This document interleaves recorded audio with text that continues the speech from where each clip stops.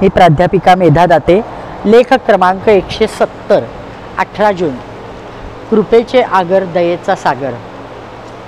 शांत व समाहित चित्ते गंगाधर महाराजांचे कालक्रमण चालू होते. त्यांचा निवास असणारे गुरुमंदिर फार पवित्र आणि गुरुकृपांकित आहे यावर प्रगाढ विश्वास होता. नित्य पूजा अर्चा काटेकोर व्यवस्थित पाळली जाई. गुरुमंदिरात वेद आणि भागवत यांच्या जोडीला दर शुक्रवारी कुराण वाचायचा त्यांनी परिपाठ चालू केला. वारंवार संस्कार करून कुराणात म्हणजे कुणाकडूनही नाम वदवून घ्यायचे हे महान कार्य आहे. हे जणू ब्रह्मज्ञान दिल्यासारखे आहे असा उल्लेख भागवतात आहे. ते गंगाधर महाराजांनी त्या लोकांकडनं करून घेतलं आणि अन्नदानाच्या निमित्ताने अनेकांना उत्तुंग ब्रह्मज्ञान दिले. खरे अन्न पाणी वर्ज्य केलेले असे ब्रह्मज्ञान दान त्यांची फारशी कुठे वाच्यता पण त्यांनी केली नाही आणि तो त्यांचा स्वभावच नव्हता. बालपणापासून ते हनुमंताचे प्रिय भक्त होते.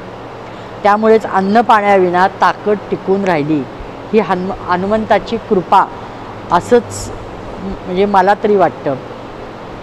शिस्तप्रिय करारी वेळेचा अपव्यय त्यांना बिलकुल खपत नसे. तितकेच ते प्रेमळ होते, कनवाळू होते आणि बाजारपेठेतील व्यापारी त्यांच्या जाण्या येण्यानुसार घड्याळाच्या वेळा लावायचे.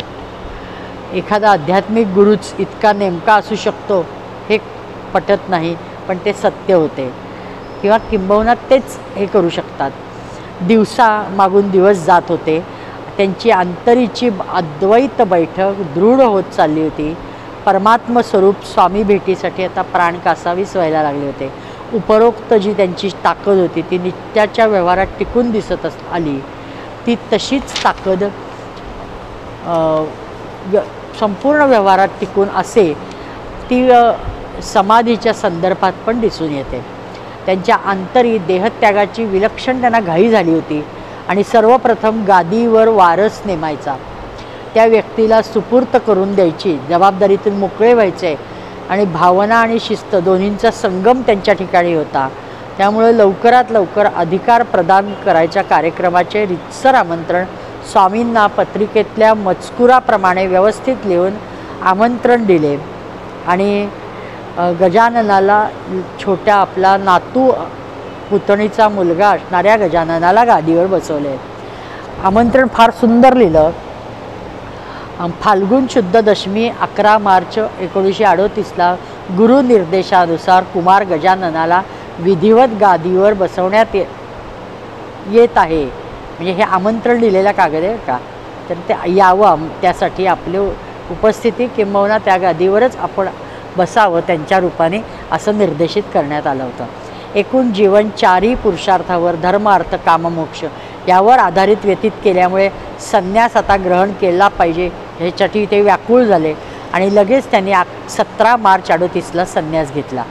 हा आतुर संन्यास त्यांनी ग्रहण केला. त्यानंतर त्यांनी धारण केलेले नाव मात्र दयानंद सरस्वती हे. ते मनोमन विरक्त झाले, संन्यस्त झाले. एका उत्तम दिवशी समाधी घ्यायचा निर्णय पक्का केला आणि तो दिवस होता नाथषष्ठीचा. आणि नाथषष्ठी नाथांचा समाधीचा दिवस. एकनाथ महाराज पुण्यतिथीचा दिवस फाल्गुन वद्य षष्ठी. कारण आता सर्वत्र स्वामी दिसायला लागले होते. निजानंद निमग्न होण्यासाठी त्यांनी स्वामींचे दर्शन घेतले. परमप्रिय अशा आपल्या सद्गुरू बाळप्पा महाराजांच्या समाधीचे दर्शन घेतले आणि मग ते आपल्या आसनावर येऊन बसले आणि डोळे मिटून देह सोडला. दयेचा सागर अनंताच्या म्हणजे विशाल सागरात विलीन झाला. गंगाधर स्वामींचा जय जयकार असो. दयानंद सरस्वतींचा जय जयकार असो. नमस्कार.